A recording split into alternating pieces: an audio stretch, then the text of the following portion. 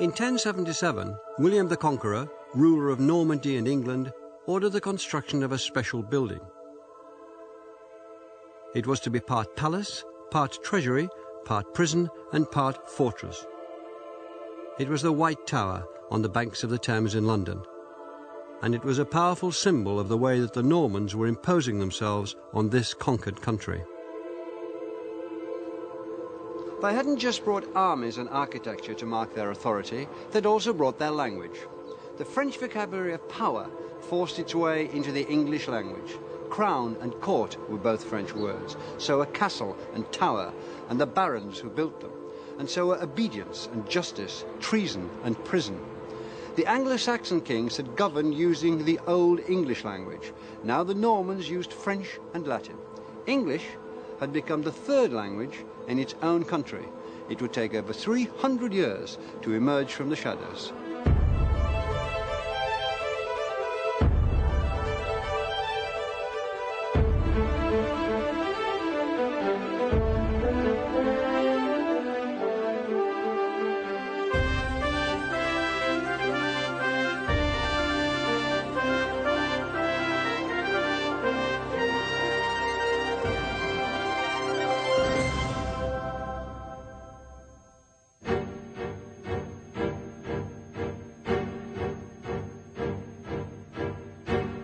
In the years following the arrival of William's army at Pevensey, the Normans tightened their grip on England, now part of a kingdom that extended across the Channel.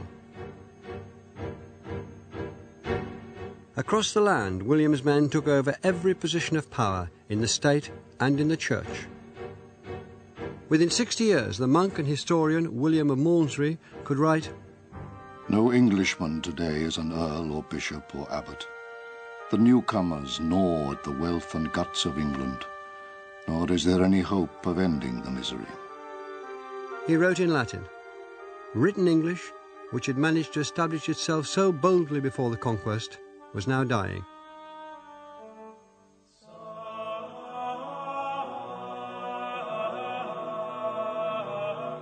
It breathed its last here. Now Peterborough Cathedral, in the mid-12th century, part of Peterborough Abbey. And to Monikis mit him, to Oxenford, to the king, and he gaf him that abbot region. Around the country, monks had been recording the great events of the last 650 years in books known as the Anglo-Saxon Chronicles. They were written in the language of the people, English, and there was nothing like them anywhere in mainland Europe. He was also at Ramsey, and at Tours, and at Spal, and knew his abbot. Since the Norman conquest of 1066, these unique accounts had been abandoned one by one. The Peterborough Chronicle was the last survivor.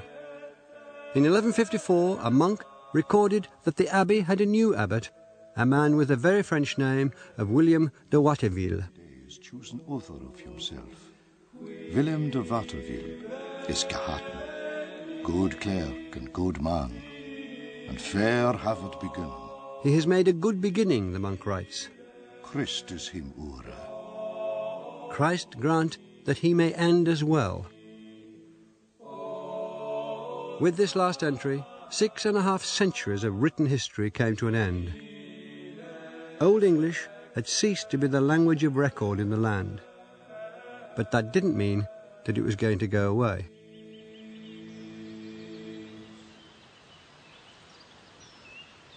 Since the conquest, English in varying dialects had remained the language spoken by 90% of the population, from the south coast to the uplands of southern Scotland, just a few miles north of here. Even further north in Scotland and west in Wales, the culture and language was still Celtic. Old English had continued to develop and change, partly as a result of contact with the language of the Danes, particularly here in the north. The grammar was becoming simpler. More plurals were being formed by adding an S. Naman, for example, the Old English plural of name, became names, which would become our names. Prepositions were performing more of the functions of the old word endings, and word order was becoming more fixed. Despite being the officially ignored language, English would continue to evolve and change, and it would endure, resisting and absorbing the invaders' language until the time came for it to resume centre stage as a nation's language. The Peterborough Chronicle of 1154 also recorded that in that year the people of England acquired a new king, Count Henry of Anjou, grandson of William the Conqueror and the first of the Plantagenet kings. A lover of learning, he spoke fluent Latin as well as French, but no English. And the English acquired a new queen, Eleanor of Aquitaine, the daughter of William X of Aquitaine. Henry II was crowned here in Westminster Abbey in a lavish ceremony. The clergy wore silk vestments that were more costly than anything ever seen before in England. The king and queen and the great barons wore silk and brocade robes. The luxury was fitting, it was thought, for an occasion that solemnized the bringing together of so much land and wealth.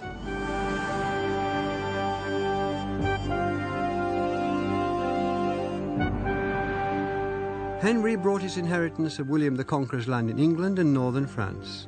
Eleanor, the greatest heiress in the Western world, brought with her a great swathe of what is now France, from the Loire to the Pyrenees, from the Rhone to the Atlantic. This was a huge kingdom, the greater part of it made up of French-speaking lands across the Channel. As it grew, the English lands and the English language became an ever less significant part of it. French and Latin were even more firmly entrenched as the languages of the court and government of the country.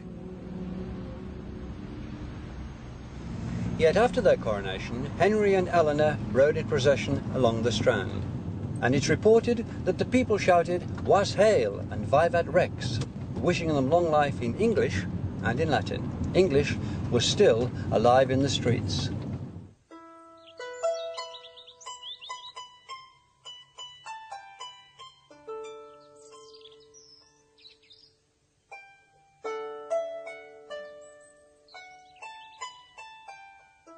In the court and royal palaces, new ideas from across the Channel were in the air, and new words to express them, words which sang, of courtesy and honour, questing and damsels, jousting and tournaments. French words, every one. The vocabulary of romance and chivalry was heard in England.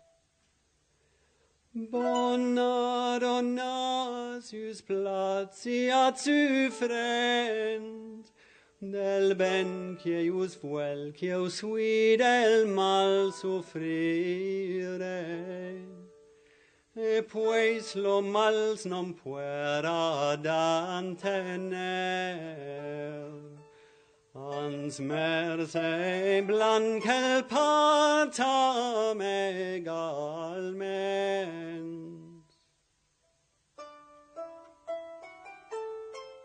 Eleanor, England's new queen, was considered the most cultured woman in Europe. It was she, more than any other, who patronized the poets and troubadours whose verses and songs created the romantic image of the Middle Ages as the age of chivalry, a glorious vision that was never realized outside the pages of medieval literature. 100 years before, the word chevalerie, formed round the word for horse, had simply meant cavalry. It was the fierceness of the mounted warriors that had carried the day for the Normans at Hastings, and since then many English peasants had come to know the mounted Norman soldiers as little more than thugs and bullies who ran the country by force.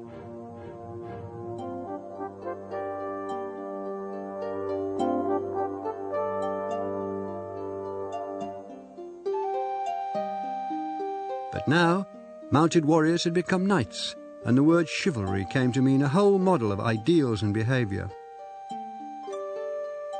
infused with honour and altruism, one that prescribed how to act towards one's liege lord, one's friends and enemies, and of course fair, cruel ladies.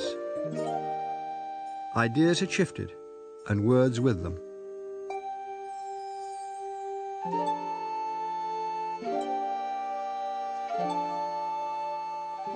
It was in Eleanor's reign that French writers brought the stories of Arthur and his knights out of the history books and into poetry, cultivating a language far richer and subtler than the one that the first Norman settlers had spoken and written. The poets rhapsodized about Eleanor, celebrating her as the most beautiful woman in the world, pouring out the impossible longing for the perfect woman that was at the heart of the cult of courtly love. The poetry of affairs of the heart had come to England. singing of pain and joy, and beginning a line in literature that runs through Shakespeare's sonnets and the great romantic poets to today's 3-minute pop lyrics.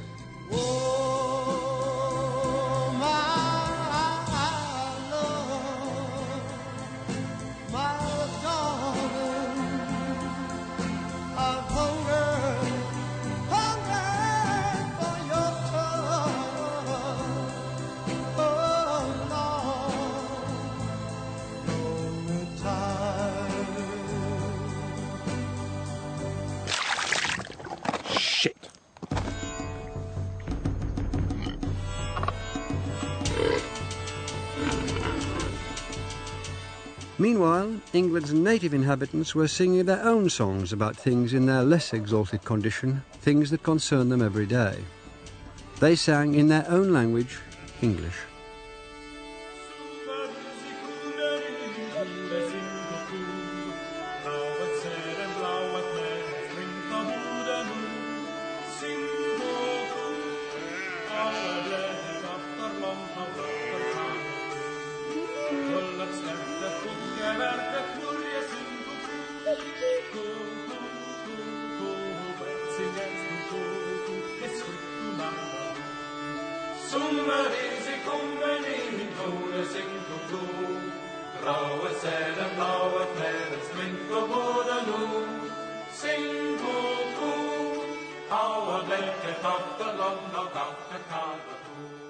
That song was first recorded in 1225, making it one of the earliest pieces of English that's still recognisable today.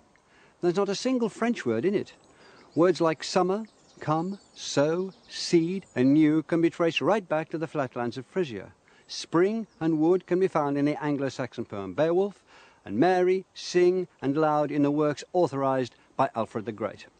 There's a pure line of Old English vocabulary here, in a song that comes from the peasants and the land, at the opposite end of the social scale from the troubadours' songs. The French language of the grand lords hasn't penetrated down to the common people. Certainly the native English and the French overlords lived very different lives. William the Conqueror had introduced the system of feudalism into England, and though evolving, it still defined all economic and social relations, expressed in French words like vilain and vassal, labourer, bailiff and factor. In the country, where 95% of the population lived, the English were essentially serfs, another French word. Not technically slaves, but tied for life to their lord's estate, which they worked for him and, at a subsistence level, for themselves. While the English-speaking peasants lived in small cottages or huts, their French-speaking masters lived privileged lives in their castles. Our modern vocabulary still reflects the distinction between them. English speakers tended the living cattle, which we still call by the Old English words of ox or cow. French speakers ate the prepared meat, which came to the table, which we call by the French word beef. In the same way, the English sheep became the French mutton, calf became veal, deer, venison, and pig, pork. English animal, French meat, in every case. The English laboured, the French feasted.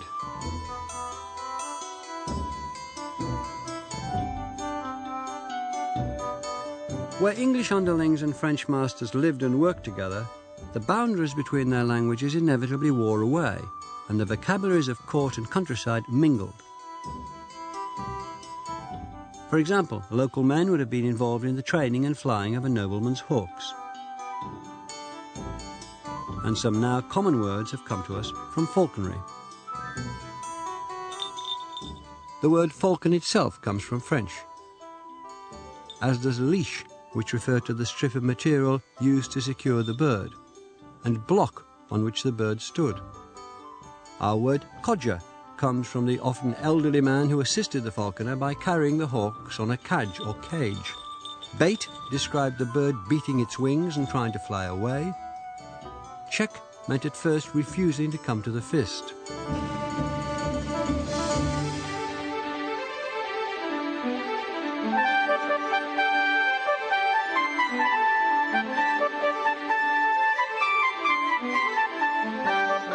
Our word lure comes from the leather device still used in training and recalling the hawk.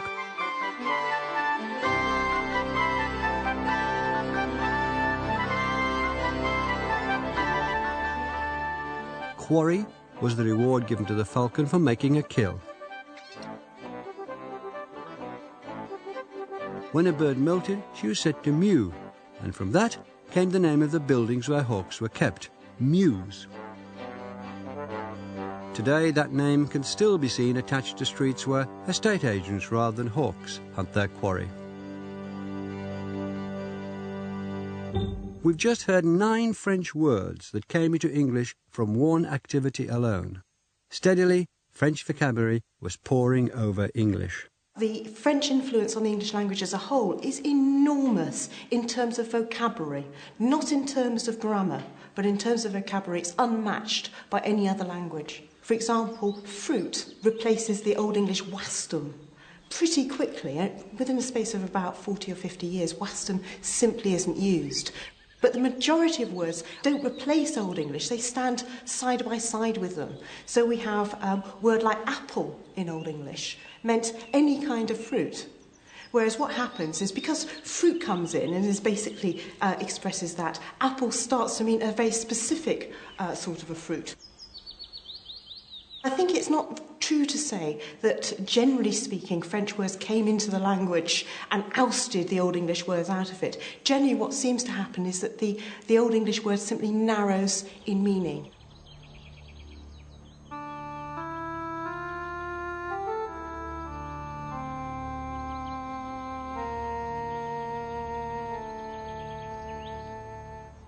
It was now almost 150 years since the Norman conquest. Though the people at the top had changed, the ascendancy of French was still absolute. Written English, that triumphant achievement of Alfred and English scholars, was dead, and spoken English was being progressively colonized throughout society by French words. But the balance of power and of languages was about to shift.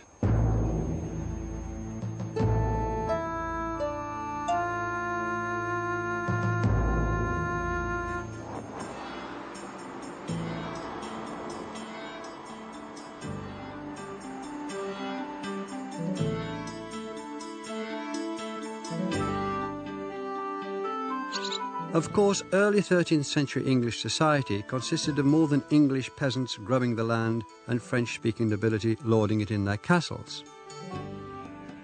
Trade was on the increase. The wool trade in particular made parts of England rich. On the proceeds, grand churches were built, even in modest villages like this one at North Leach in the Cotswolds. Services would of course be conducted in Latin.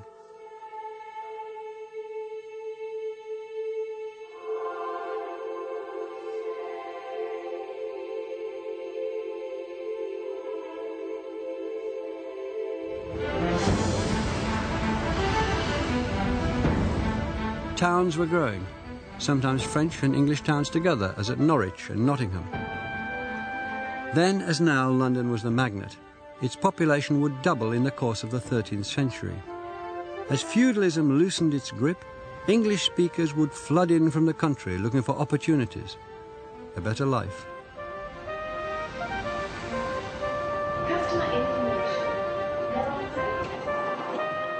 Already established were the French-speaking court officials, administrators, lawyers and merchants, but also craftsmen who gave us the French names for some tools of the trade. Measure, mallet, chisel, pulley, bucket, trowel.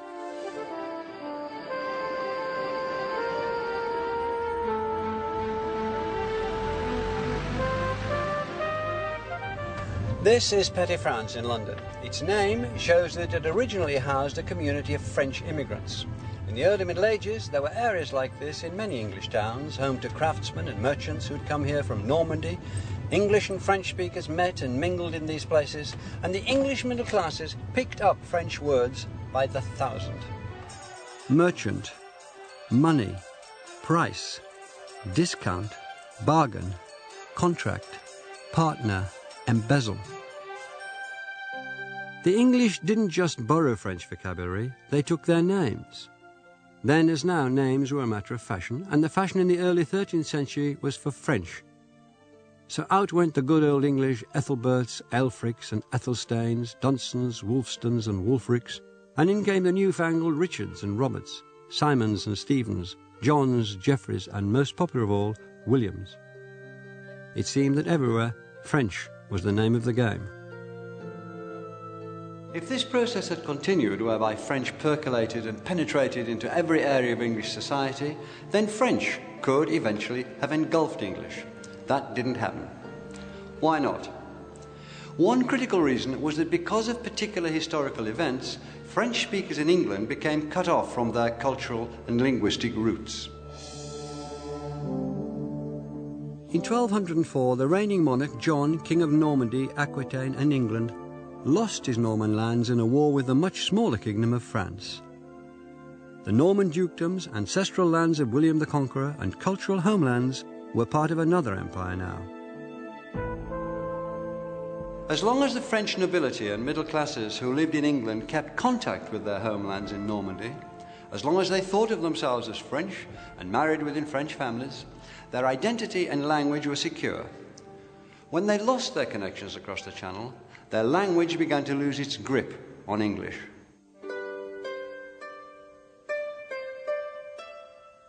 One thing that happened was that French speakers, even within the noblest families, began to look for wives not from across the Channel, but in England. They married English speakers, and in doing so, they married, as it were, into the English language as well.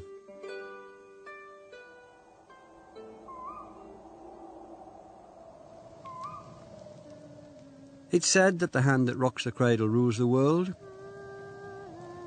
It's likely that by the middle of the 13th century, many children in families which would previously have been French-speaking were learning English from their mothers or nurses.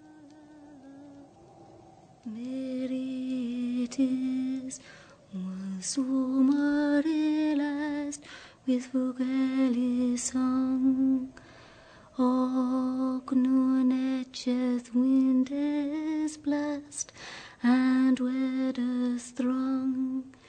Hey, what this night is long, and each with well nature wrong, soreg and mirn and fast. No doubt many of the children of Anglo-French marriages grew up bilingual, perhaps speaking one language to the servants in the castle kitchen and another at dinner in the Great Hall. By 1250, there's even some evidence that children of the nobility were having to learn French from a written primer, grappling with the vocabulary of what was becoming effectively a foreign language. By the middle of the 13th century, more and more French speakers throughout society were themselves beginning to speak English, becoming bilingual. The result was that while French itself became more of a foreign language, French vocabulary, French words, continued to stream into English. Many more words are recorded after 1250 than before. Abbey, attire, censor, defend, figure, malady, music, parson, plead, sacrifice, scarlet, spy, stable, virtue, marshal, park, reign, beauty, clergy, cloak, country, fool, heir, pillory. And because French was the international language of trade, it acted as a conduit for words from the markets of the East. Arabic words that gave to the English saffron, mattress, hazard, camphor, alchemy, lute, amber, and syrup. Our phrase checkmate comes through French from the Arab shahmat, the king is dead. As we've heard, very often the imports didn't replace existing English words, but settled down with them, each word adopting a slightly different meaning. The same thing had happened with English and Old Norse, this layering effect. So, a young English hare came to be named by the French word leveret, English swan, French cygnet. A small English axe is a French hatchet. Ask, English, and demand from French have slightly different meanings, as do bit, and morsel, wish and desire, might and power, room and chamber. On the surface, some of these words appear to be interchangeable, and sometimes they are. But more interestingly, there are fine differences. That's the beauty of it. Answer is not quite respond. Begin isn't always commence. Liberty isn't always freedom. Shades of meaning, representing new shades of thought, were massively absorbed into our language at that time. The range of what I would call almost synonyms became one of the glories of English, contributing to the language's precision and flexibility, allowing its speakers and writers over the centuries to select very precisely the right word. Rather than replace English, French was helping equip and enrich the language for the central role that it was on its way to reassuming.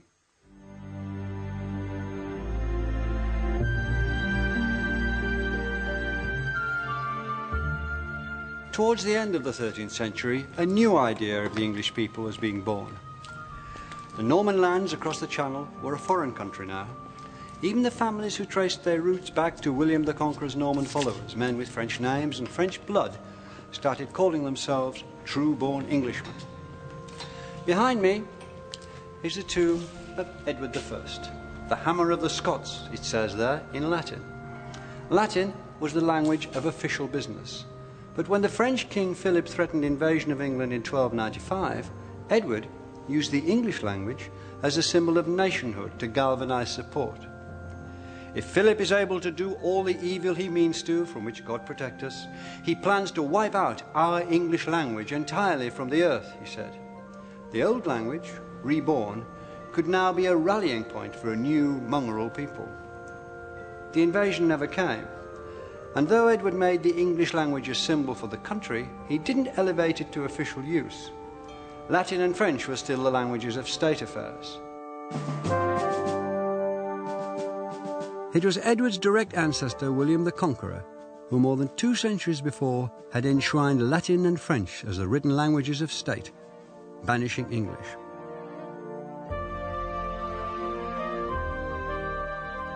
But as the 13th century gave way to the 14th, English was becoming the one language out of the 3 that everyone in the country could be counted on to know.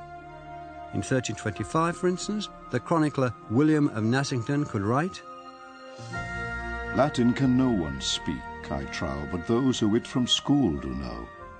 And some know French, but not Latin, who are used to court and dwell therein. And some know Latin, though just in part, whose use of French is less than art. And some can understand English, who neither Latin know nor French.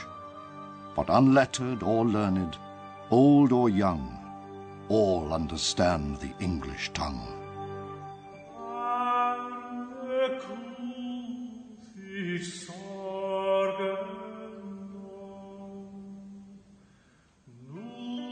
And around the country, written English was emerging from the shadows. Songs in the French troubadour style, but with English words, appeared, as did a few vernacular poems. In some places, the old English religious homilies had continued to be copied and circulated. The bestiary, in which birds and animals were portrayed and their behaviour made the basis for lessons in Christian morality, was a particular medieval form. They were usually written, as here, in Latin. But in a late 13th century example, the text is not in Latin, but in English. The wild deer has 2 properties. He draws out the viper from the stone with his nose and swallows it. The venom causes the deer to burn. Then he rushes to the water and drinks it. The devil is like the whale. He tempts men to follow their sinful lusts, and in return they find ruin. It is the weak in faith, the little ones, that he thus beguiles.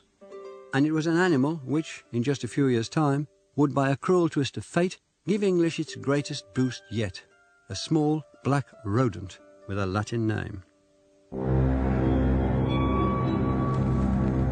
Rattus rattus, the black rat.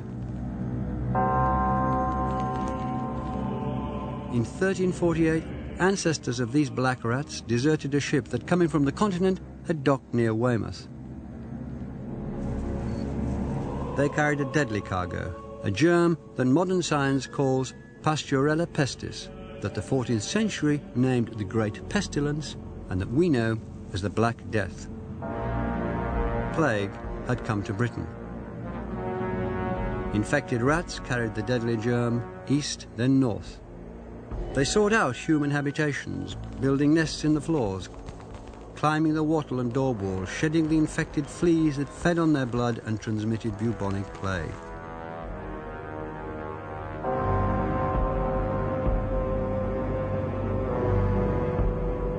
It's been estimated that between a quarter and a third of England's population of 4 million died.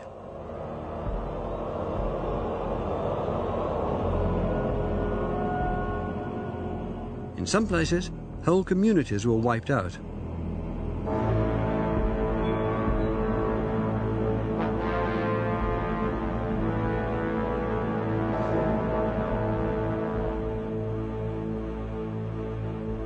This is Ashwell in Hertfordshire.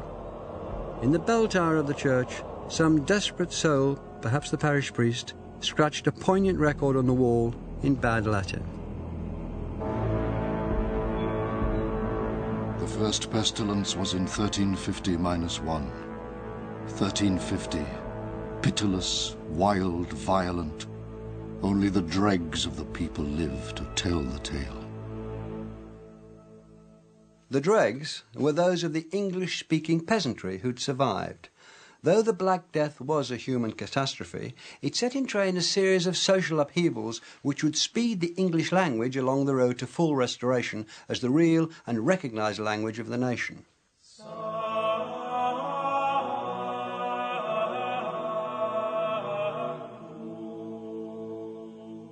For one thing, the Black Death dealt Latin, the language of the church, a body blow. Where people lived communally, as the clergy did in monasteries and other religious orders, the incidence of infection and death was disproportionately high. At a local level, many parish priests either caught the plague from tending their parishioners or simply ran away. As a result of the plague, the Latin-speaking clergy in some parts of England were reduced by almost a half. Many of their replacements were barely literate laymen, whose only language was English.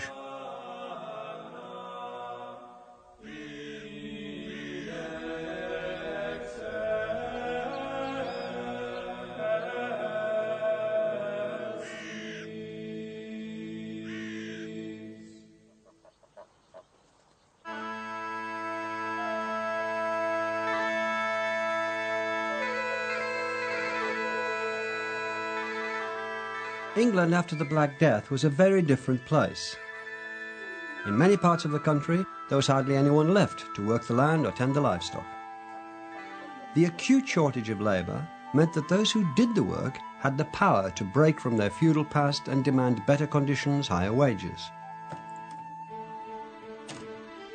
Times were changing.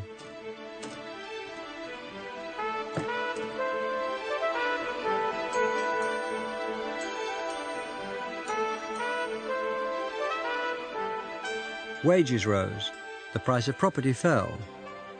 Working people seized the opportunities they'd never had before. The fortunes of the common people were changing. They were rising through society, and they took their English with them. By 1385, English had replaced French in the schoolroom, and as education and literacy spread, so did the demand for books in English.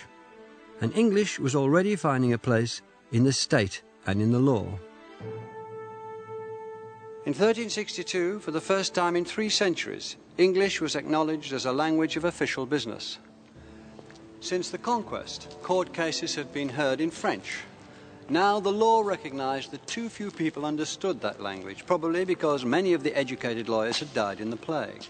From now on, it was declared, cases could be pleaded, showed, defended, debated and judged in English. In the same year, 1362, Parliament was opened here at Westminster. For the first time ever, the Chancellor addressed the Assembly not in French, but in English. For the worship and honour of God, King Edward hath sompned his prelates, dukes, earls, barons, and other lordes of his realm, to its Parliament holden at Westminster, the year of the King's 6th And soon, English would once again be the language of kings. The country hadn't had an English-speaking monarch since Harold had been hacked to death at Hastings in 1066. In 1399, King Richard II was deposed by Henry, Duke of Lancaster. Parliament was summoned here, to the Great Hall at Westminster. The dukes and lords, spiritual and temporal, were assembled. The royal throne, draped in cloth of gold, stood empty.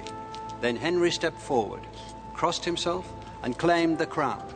And in a great symbolic moment, he made his speech not in the Latin language of state business, or the French language of the royal household, but in what the official history calls his mother tongue, English.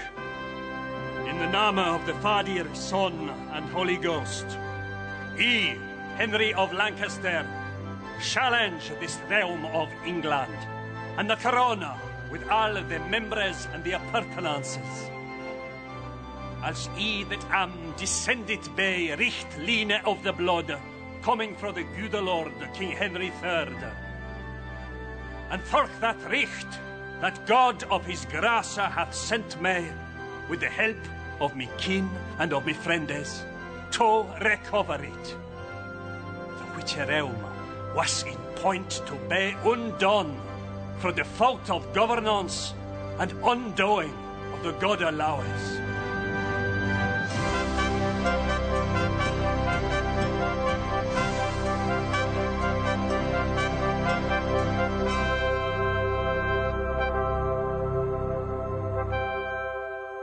And so Henry, Duke of Lancaster, became King Henry IV, and English was once again a royal language. The tide seemed to be turning in its favour. By the end of the 14th century, it was on course to regain its status as the first language of the country. And now it also had a literary champion who could harness its full capabilities to produce great writing, Geoffrey Chaucer.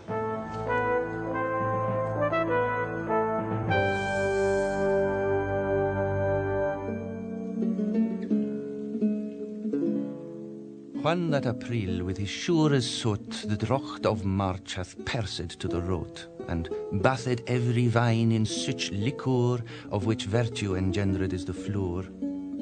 When Zephyrus eke with his sweeter breath inspired hath in every holt and hath the tender crops, and the young sun hath in the ram his halfy course run, and smale fooles maken melodie that slepen al de nicht with open ye, so pricketh hem natuur in her courage, than longen folk to goen on pilgrimage. Chaucer wrote those opening showery lines to the Canterbury Tales more than 6 centuries ago, in 1387. For millions of people since, the Canterbury Tales have been the flowering of the medieval English language, and also a great staging post for English literature.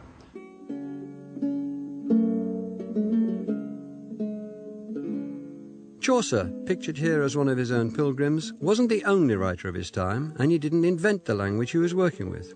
But he, more than any other, recognised its richness, the potential in having at his disposal vocabularies from high and low society, drawn from French and Old English, and he worked it to the full. Chaucer was a Londoner and an important man, with connections to the royal family and a high position in the civil service. He'd travelled widely, perhaps even been a spy, and he knew Latin and French. He might have been expected, like many other English poets of the time, to write in either of those languages for an exclusive audience. But he didn't. He chose to write in English, the English that was spoken in London.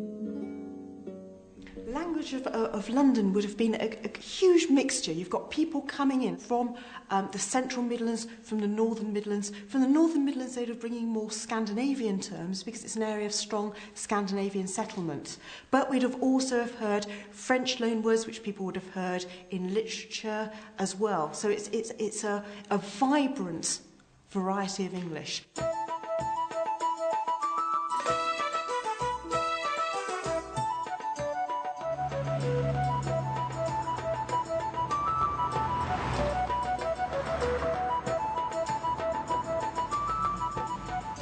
Befell that in that season on a day, in Southwark at the Tabard as he lay ready to wenden on me pilgrimage to Canterbury with full devout courage. At night was come into that hostelry, well 29 in a company of sombre. This is where the Tabard Inn used to stand. Now it's the rather dismal backyard of Guy's Hospital. This is where Chaucer's pilgrims gather before setting out on their pilgrimage to Canterbury. The buildings may have gone, but Chaucer's characters, a cannily constructed cross-section of medieval society, live on in his writing.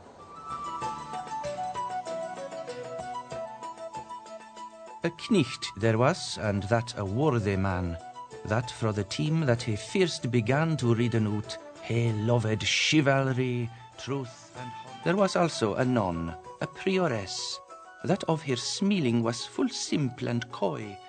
A merchant was there with a forked beard, in motley, and he on horse he sat. A good wife was there of beside a bath, but she was somedel deaf, and that was scath. The miller was a stout carl for the nonnes, full big he was of brown and eke of bonus. The pilgrims set off for Canterbury, a journey of about 3 days then, and to pass the time they told each other stories. The stories have a range of styles, from serious moral fables to bawdy farces with episodes that wouldn't be out of place in a carry-on film. What Chaucer did most brilliantly was to choose and tailor his language to suit every tale and its teller. The creation of mood and tone and the realization of characters through the language is something we expect of writers today. So it's difficult to realize how extraordinary it was when Chaucer did it. He proved that reformed English was fit for great literature, which gives him a key part in our story. This gentile cock had in his governance 7 hennes for to do all his plaisance, which were his sisters and his paramours, and wonderlik to him as of colours, of which the firest hewed on her throat was clepped fire damos saile pertelot. Can you tell us what language is predominating in this particular passage? Well, you've got so many French words, haven't you? They really hit you between the eyes. Even today, I think, you'd notice them. Gouvernance, plaisance, paramour. In fact, Chaucer is thought to be the person who introduced paramour into the English language himself. And those words, plaisance, gouvernance, all appear from about the 1350s, so they're quite new at a time when Chaucer used them in Nun's Priest Tale. The question, of course, is why is he doing this? Well, it's odd, really, isn't it? Because this is a story about chickens. It's a story about a cock and his hens. And you'd have thought that perhaps a less refined language might be in order. But Chaucer is playing with the whole idea of an exalted style. And so he's investing these hens and cocks with a feeling of great literary quality. You know, it becomes almost a mock epic. Chaucer not only used existing French words for poetic effect, he also introduced his own elevated synonyms, sometimes bypassing an English word in favour of a more stylish French borrowing. So, English had the perfectly good hard as a noun. Chaucer borrowed the French word difficulté. In place of unhap, he gave us disadventure. For shenship, dishonesté. For building, edifice. For unconning, ignorant. And for meaning, signifiance. But Chaucer wasn't just ensnared with the elegance of French, he also cherished the directness and earthiness of English, and used it, for example, in The Miller's Tale, where the student Absalon's midnight assignation with a neighbour's wife doesn't go quite according to plan. This Absalon gan weep his mouthful dree. Dirk was the nicht as pitch or as the coal, and at the window out she put her hole. And Absalon him fill ne bet ne worse, but with his mouth he kissed her naked ears. The language, of course, is predominantly Old English, and again, Chaucer is aware of what linguists would call register. He knows that you have to have a particular style for a particular purpose.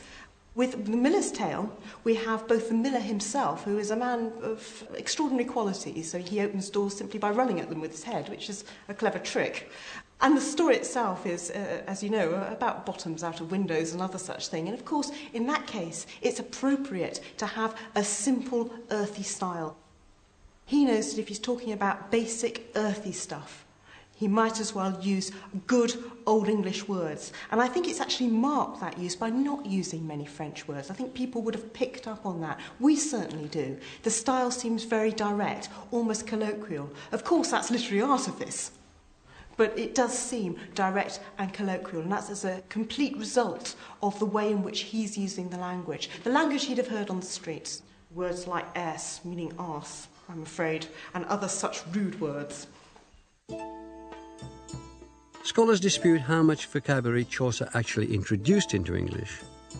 With Old English, he certainly reintroduced words which hadn't been written down since before 1100, probably because they weren't considered important or seemly enough.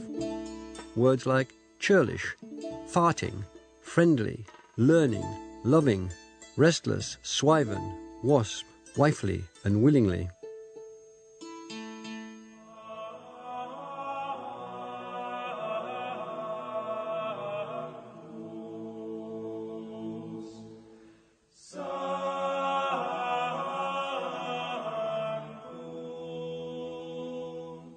This is where the pilgrims who'd beguiled the miles with their various tales would have been making for. The shrine of Thomas à Becket in Canterbury Cathedral.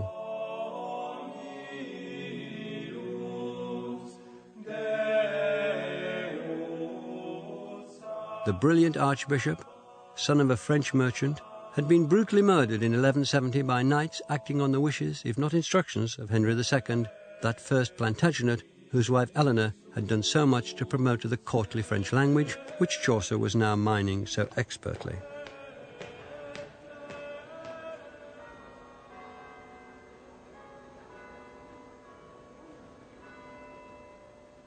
In Chaucer's day, this area around the cathedral and the nearby streets would have been thronged with pilgrims from all over the country.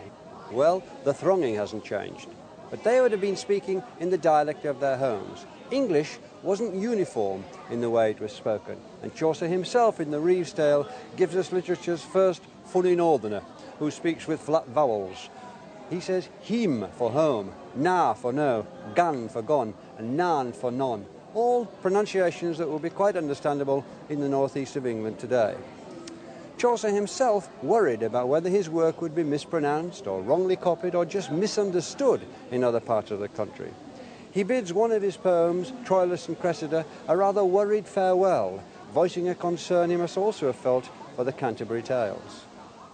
Go, little book, and for there is so great diversity in English and in reading of our tongue, so pray God that none misread they, ne they mismetre for default of tongue, and read whereso thou be or else song that thou be understand. I God beseech. Of course, Chaucer's books, particularly the Canterbury Tales, were understood. His language, the language of late 14th century London, would become, with some later modifications, the standard form of English, and his genius in harnessing that language to serve his vision as a writer would guarantee that it lived on. A century and a half after his death, Geoffrey Chaucer was famous enough for this tomb to be put in Westminster Abbey. In the intervening years, his tales had spread round the country and delighted listeners and readers ranging from London merchants to the future Richard III. Before the 15th century was out, the Canterbury Tales had been printed by Thomas Caxton, ensuring the future of Chaucer's work and furthering the process by which Southern English, Chaucer's English, would become the standard. Chaucer was the first poet to be buried here in what's become Poets' Corner. It's appropriate for the man who not only entertained and delighted in his own work, but who, through expanding the capabilities of the English language, created a standard and a platform for those who followed.